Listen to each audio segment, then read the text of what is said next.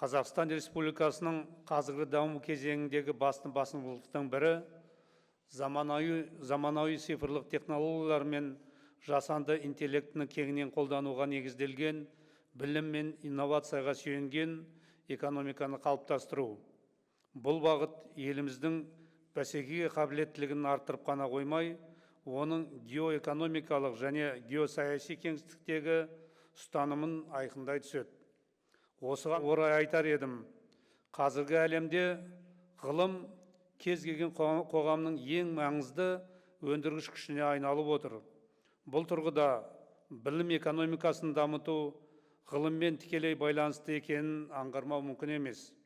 Алайда бүгінгі таңда біздің еліміздегі ғылыми қызмет салалық заңнамалармен ғана реттеліп, оның негізгі қағидаттары Конституция деңгейінде нақты бекітілмеген. Соның салдарынан Конституцияда ғылымға қатысты арнайы нормалардың болмауы ғылыми саланы ағымдағы мемлекеттік саясатқа тәуелді етіп, елдің тұрақты дамуын қамтамасыз етудегі ғылымның рөлі мен мәртебесін әлсіретіп отыр.